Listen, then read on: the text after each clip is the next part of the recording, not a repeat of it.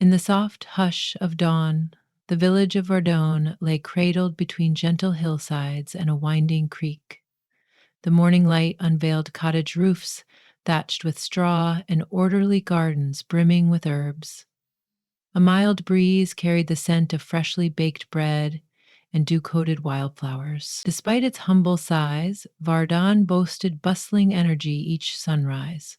Farmers pushing wheelbarrows to the fields, merchants setting up stalls along the mud-packed main road, and a spatter of children darting to help or hindering with their noisy giggles. Yet amid the daily commotion, a sense of closeness suffused the town, as though each resident was steadfastly linked to another. Emile, the local cobbler, lived at the far edge of the village where the creek turned. His small workshop was an annex to his modest cottage, a cramped space lit by a single window. From there, the rhythmic sound of his hammer tapping leather soles echoed throughout the day. These measured taps mixed with the rustle of horse carts, the bark of a neighbor's dog, and the laughter of older villagers gossiping on a nearby bench. Working diligently, Emile took pride in every stitch. He didn't churn out shoes en masse, but crafted each pair with unwavering attention and care. In his deft fingers, leather seemed almost alive, shaped by tenderness and imagination. Though adept in his craft, Emile was an unassuming man. His sandy hair was always slightly disheveled, and his clean-shaven face bore faint lines etched by concentration and years of careful staring at half-finished shoes. He spoke softly. Often he found deeper comfort in observation than in conversation. The intangible pull of stories and creativity was ever present in his life, an undercurrent in his quiet existence. He found respite from the monotony of stitching and polishing by reading old tales of traveling performers, agile dancers, and roving troubadours who breathed life into places just like Varden. One early afternoon, an unusual stir spread through the village. Word traveled from the main road that a visitor with a horse-drawn cart was arriving, a traveling performer, rumored to be a puppeteer. Verdun seldom received traveling troops. Most of its entertainment came from the annual harvest festival, or the occasional visiting musicians. Naturally, curiosity flickered in every doorway. By the time the performer's wagon halted in the heart of town, an intrigued crowd had formed in partial circle. Mothers and fathers wary of letting children too close, while remaining enthralled themselves. Aurelio stepped down from the wagon with an elegant flourish. He wasn't a tall man, but he had a subtle charisma that seemed to illuminate the worn lines of his face.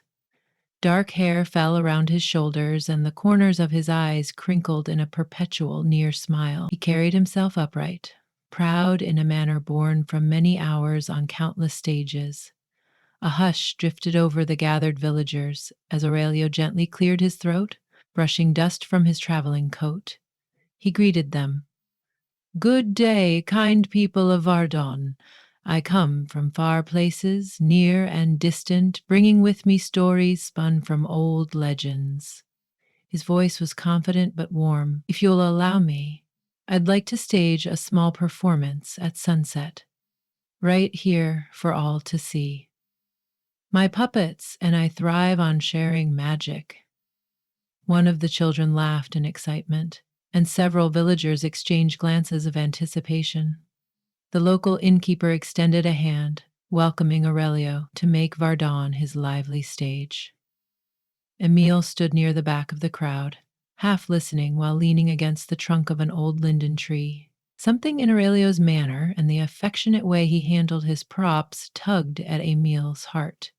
He remembered reading about traveling performers who rarely had the fortune to carry such warmth. Yet here was Aurelio, grin unwavering, speaking as though he belonged to every place at once, weaving an instant sense of belonging wherever he went. Though it was midday, Aurelio's schedule was decided. His show would be at twilight. He busied himself preparing the stage in the town square. He had a collapsible wooden frame with a curtain dyed deep purple. Little wooden figures, bright and colorful, hung from pegs within the wagon.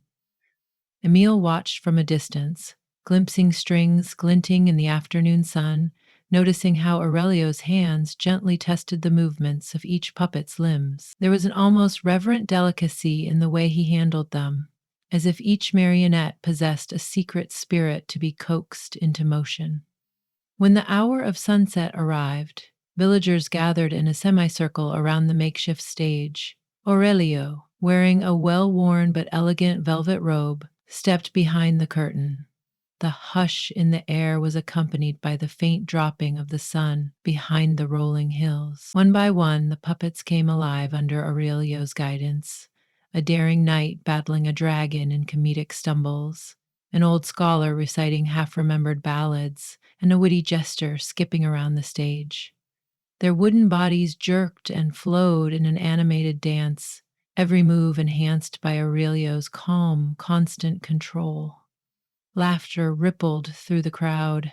Even the surliest villagers softened in the puppet show's gentle glow. Emile found himself spellbound.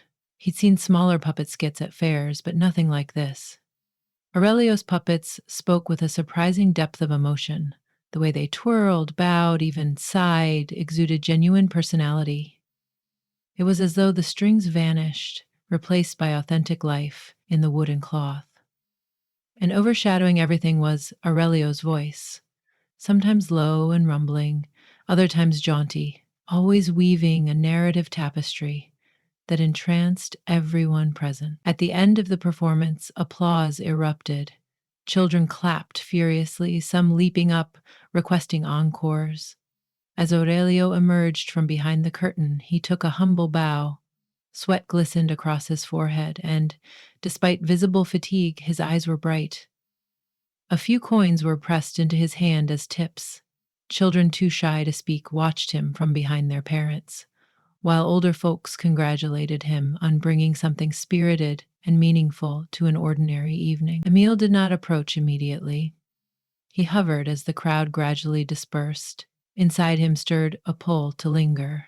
He wondered if Aurelio's show had opened the door to pieces of himself long hidden, his love of creativity, his admiration for art. When Aurelio finally turned from thanking a departing group, his gaze caught Emile's. Their eyes locked in a tentative recognition, like recalling a dream. In that moment, words seemed unnecessary. In an impulse that surprised even him, Emile stepped forward. He cleared his throat and offered an introduction, voice wavering slightly as he said, "I'm Emile, the cobbler. If you need anything mended, or if you have time in the next days, my door is the last on the east side of the village." A soft smile graced Aurelio's lips. "Thank you, Emile. I'm pleased to meet you." He glanced at the marionettes resting on a wooden stand. "These poor fellows have danced across many roads. Perhaps they'd like new footwear?" He chuckled, turning one puppet around to reveal tiny scuffed boots carved into the wooden legs. Emile eyed the detail with an appreciative gaze. "I've never made shoes for puppets," he admitted, "but I'd be honored." From that exchange sparked a gentle current of familiarity. They spoke a few more minutes, comparing their crafts. Aurelio explained how each puppet was carefully carved and painted, some representing beloved characters from his father's old stories. Emile listened with keen interest. Beneath Aurelio's animated words, he sensed an undercurrent of solitude, quietly echoing his own. Though Aurelio traveled among throngs of people, forging ephemeral bonds, this might often leave him longing for someone who could recognize him beyond his role as an entertainer. The next day, Aurelio's wagon stood near the cobbler's cottage. Aurelio knocked lightly in the mid-morning hush, carrying 3 of his puppets with him. Emile welcomed him inside the workshop. Leather scraps were piled neatly near the corner, glistening with fresh oils. Tools, from awls to needles, lay arranged on a wooden shelf with a practiced precision. The workshop smelled pleasantly of beeswax and cut leather. Wiping his hands on his apron, Emile gestured for Aurelio to place the puppets on a small table, and they conferred about how best to create the tiny footwear. Emile's eyes gleamed as he took careful measurements of the tiny wooden feet. listening to Aurelio's suggestions of color and style. He understood that each puppet should have a distinct personality. The flamboyant jester's shoes needed jingle bells, while the knight's boots had to look brave and sturdy. Aurelio's ideas tumbled forth in exuberance, and Emile offered steady, methodical solutions. With each passing moment, their voices found a harmony, weaving excitement with practicality. While Emile worked, Aurelio took in the cobbler's surroundings. His gaze fell on the book's-worn volumes propped up beside the table. Their spines bore titles of plays, ballads, and puppet scripts from across the land. "You read these?" Aurelio asked, his tone mingling awe and delight. Emile nodded, pausing with a strip of leather between his fingers. "Whenever I can. My father used to say that stories fuel the soul. Sometimes I dreamt of traveling to see the world the way these characters do." Aurelio smiled. "Perhaps you can in some way. The world is big, yes, even monstrous sometimes, but it holds wonders at every turn. And I think your shoes bring as much life to a traveler as any person's wandering spirit." Emile flushed at the compliment, bowing his head to hide the flicker of contentment. "I just fix worn boots and sandals, nothing more," he murmured. "Never underestimate what a gift a truly comfortable pair of shoes can be," Aurelio teased. But there was sincerity in his voice. He thanked Emile again for his help, then left the cobbler with the puppets for an afternoon of dedicated crafting. Throughout the day, Emile meticulously shaped miniature forms, tinted them with vegetable dyes, and stitched tiny laces. While he worked, drifting thoughts of Aurelio seeped into his consciousness. The puppeteer's delicate manner, the way he gave voice to inanimate objects, and that earnest grin. It all felt like an echo of some dream. Emile found himself aspiring to impress Aurelio not only with craftsmanship, but also with a piece of artistry, a surprise that might kindle the same spark Aurelio had lit in the hearts of the villagers. As twilight edged into the sky, Emile slipped out of the workshop and wandered to the makeshift stage in the town square. Aurelio was mid-performer, the jester puppet bounding about with uncontainable zeal. The small crowd erupted in laughter, but Emile noticed the puppeteer's eyes flick briefly in his direction, a moment of recognition. He lingered just long enough to see the resolution of the act, where the jester waved comically to the audience and Aurelio drew the curtain. When the performance ended, Aurelio ambled among the dispersing crowd. Spotting Emile, he paused. "Did you enjoy the show?" he asked, a hint of shyness beneath the showman's polish. Emile nodded. "Yes, you make them alive in ways I'd never thought possible." The unspoken subtext felt like an acknowledgement of something intangible, a shared affinity for creativity. They both found their footsteps moving away from the busier parts of town, strolling side by side alongside the creek, faintly illuminated by moonlight. A gentle hush fell over the night, the steady flow of the stream an undercurrent to their conversation. Aurelio shared glimpses of his past months on the road. He spoke of unpredictable wagon wheels, wind-torn curtains, the wide-eyed wonder of children in every village. In turn, Emile revealed fragments of his quiet life, stitching shoes and reading stories in a workshop that sometimes felt too small for the imagination it contained. Their tone was subdued, yet their words gradually found communion in subtle revelations. Each had secrets, hopes, and regret. Aurelio knew the exhilaration of constant travel, but also the ache of never truly belonging anywhere. Emile was rooted in routine yet and yearned to discover all that lay beyond the next hill. Their differences were symmetrical, like two puzzle pieces that met perfectly in the middle. That evening, nothing explicitly romantic was said, yet when they parted, a soft resonance tugged at their hearts. Emile's mind was abuzz with new inspiration when he slipped back into his workshop by lamplight. He leafed through his old journals, where he'd scribbled designs and half-baked sketches. The corner of one page bore an idea for dreamers' shoes, something mythical like footwear for traveling in enchanted realms. He had once envisioned them for children's stories. Perhaps, he thought, that concept could be adapted into something real, a distinctive shoe that captured Aurelio's vibrant presence upon the stage. Resolute, he set to work by candlelight, carefully blending function and a touch of whimsy. Daylight found him with bleary eyes, finishing a pair of knee-high boots, cut from supple leather the shade of midnight sky. Inset with subtle stitching patterns that resembled swirling gusts of wind. He lined them so they'd be comfortable for hours of standing and dancing behind that little stage. Fashioning them with a flexible sole, he tucked in details, small star-shaped motifs embroidered near the top, reminiscent of the nighttime sparkle under which Aurelio usually performed. When he finally set down his needle, he noticed how the morning sun cast a warm light across the dark leather, revealing the faint shimmer of his threads. He was nearly too shy to present them. But that afternoon, Aurelio arrived to check on the puppet shoes, which were now complete and laid out like a miniature shoe parade. Delighted, Aurelio admired the minuscule details, especially the bouncing jester bells. He praised the craftsmanship effusively. "They'll be the highlight of tonight's performance," Aurelio exclaimed with a grin. "Now each puppet's personality can truly shine." Buoyed by Aurelio's enthusiasm, Emile opened a chest near his work table and drew out the new boots.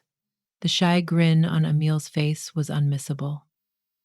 I made these for you," he said, stumbling over the words in his rush to speak, "in gratitude for bringing such joy to our village and for the stories you've shared. I thought maybe you'd like them for your travels." Aurelio's eyes widened. His surprise flowed across his face, followed by deep appreciation. He carefully ran a hand over the midnight blue leather and the swirl of embroidered stars. "They're exquisite," he whispered, slipping them on. They fit perfectly, as if molded precisely to the shape of his feet. Aurelio took a few experimental steps, pivoting gracefully on the floor, wearing a playful grin. "They're practically made for dancing. It's a wonder. I don't know how to thank you enough. Just wear them, and that'll be enough for me," Emile said softly. It felt like an unspoken vow lingered between them. That evening, Aurelio performed his play with the puppets in their new shoes. He wore his striking boots as well, prompting the villagers to notice with awe. They teased and applauded in equal measure, but Aurelio's shining expression hinted his performance wasn't merely for the crowd, it was for Emile. The show radiated fresh energy. The knights stomped and strutted with renewed bravery, the jester chimed merrily, and the scholar glided elegantly, seemingly unbound by the weight of years. Applause thundered across the square when the performance ended, and people lingered long, reluctant to let the magic fade. When the crowd scattered to their homes, Aurelio found Emile amidst the last of the stragglers. The cobbler's eyes were bright in the lamplight. Without hesitation, Aurelio guided him gently behind the makeshift stage. The flimsy wooden boards and the drape of a purple curtain formed a tiny private space, a fleeting sanctuary. There, the distant sparkle of lanterns set Aurelio's midnight boots glowing faintly with stardust. In hushed words, Aurelio told Emile how his father first taught him the art of puppetry, and how, when he died, Aurelio had sold what little land they owned to buy the cart and set out performing. He'd traveled alone ever since, carrying memory and hope in equal measure. Emile gently clasped Aurelio's hand. "You bring life to people and places you hardly know, but perhaps you shouldn't remain alone in it." The puppeteer's eyes flicked over the cobbler's face. He realized the vulnerability in that room was not an act, but a quiet confession. They had found in each other a reflection of what they each feared and yearned for. Tenderly, Aurelio reached to sweep an errant strand of Emile's hair from his brow. "I missed the feeling of home," Aurelio admitted. "I never thought I'd find a warm sense of belonging anywhere but the stage. But since meeting you, the world feels a bit less lonely." Emile's heart drummed with an emotion unfamiliar yet startlingly real. I've never journeyed far beyond these valleys," he said hesitantly, "but I'd travel anywhere if it meant we could share that sense of belonging.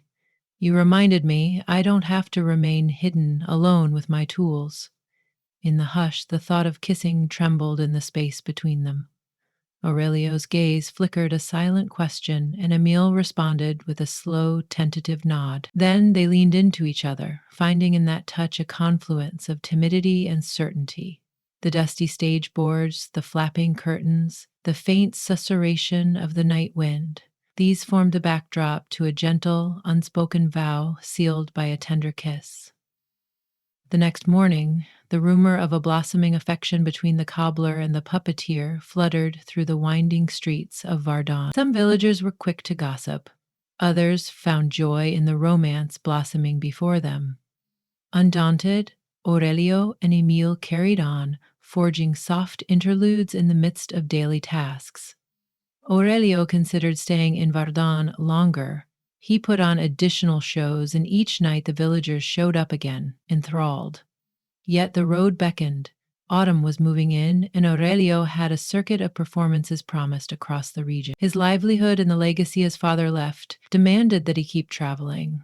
The conflict weighed on him. The desire to remain in the comfort of the newfound bond with Emil warred against the need to roam. He felt torn, the intangible threads of home pulling one way and the wide horizon beckoning another. Emil recognized that fracturing conflict in Aurelio's eyes. He also grew restless, sensing that Aurelio shone brightest when fulfilling his calling. One crisp afternoon, when the possibility of Aurelio's departure loomed unspoken, they strolled along the creek where they had shared their first quiet conversation. Fallen leaves crunched underfoot, the air carrying a subtle chill of the approaching colder months. As they reached a small wooden bridge, Emile paused. He took Aurelio's hand more firmly than usual.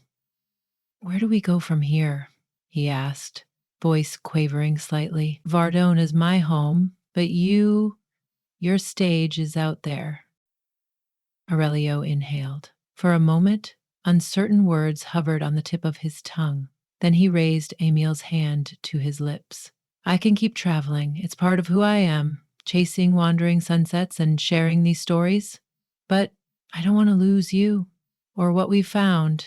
He studied the creek, recalling how life flowed onward, unstoppable. "Perhaps you could come with me?" Emile's heart skipped. He had images of dusty roads and evenings setting up a stage in new towns, the rickety wagon pulling them onward. He thought of his workshop left behind, his place in the village. Worry and excitement warred within him. At last he whispered, "I would try if you'd have me by your side. I can stitch shoes and mend worn boots wherever we roam. My old workshop has grown stifling in some ways. Maybe it's time to see more, to live more." Aurelio's grin glimmered like a sunrise. "Emile, your artistry is as much a performance as any puppet show. If you come with me, we'll face the open roads together." He softened his voice. "We can return to Verdun too. A pair of wanderers can still have a home, even if it's fleeting most of the year." They sealed the promise with a tight embrace. Laughter broke from them, warm and free, bridging the tension that had balled in their hearts. From that day forward, they prepared. Emile's house was left in the safekeeping of a distant cousin. His tools, more conveniently sized, were packed carefully into Aurelio's wagon. The miniature shoes for the puppets were front and center, reminding them that it was Emile's skill and generosity that had guided them together. Soon, everything was in place. When the time for departure arrived, nearly the entire village turned out to bid them farewell. Some carried small gifts of food, others applauded or teased the pair with good-natured calls. "Don't let the cobbler forget us when he's famous beyond these hills." The children ran up to the wagon's tiny stage, hoping for a last glimpse of the marionettes. Aurelio, never one to pass up a crowd, gave a spontaneous mini performance, the jester popping up from behind a corner of the wagon to wave goodbye, bells tinkling. Emile stood at the front, slightly stunned at how quickly life had changed, but the warmth of Aurelio's hand on his shoulder recentered him. He cast a parting look at his workshop, sunlight glinting across its small window. He thought of his father, who had once told him, "We all find a path that fits us as neatly as a good pair of shoes. Sometimes You just have to keep searching. Taking one more breath of the familiar air, he stepped onto the wagon. Aurelio gently shook the reins, and the horse trotted forward in a slow, deliberate cadence. The villagers parted, waving. The wind carried echoes of well wishes, the last sights of Vardon slipping behind a bend in the road. Emil and Aurelio sat side by side, a new horizon unfolding before them. A swirl of both anticipation and wistful goodbyes danced in their chests, but within that blend was also certainty. Certainty that their hearts beating in parallel had found a shared path. They traveled for hours that first day, passing farmland and distant meadows. Sometimes Aurelio guided the horse in calm silence, and other times they chatted in hushed voices about the new towns they might visit. Twilight fell around them eventually, the sky layered with pink and purple hues.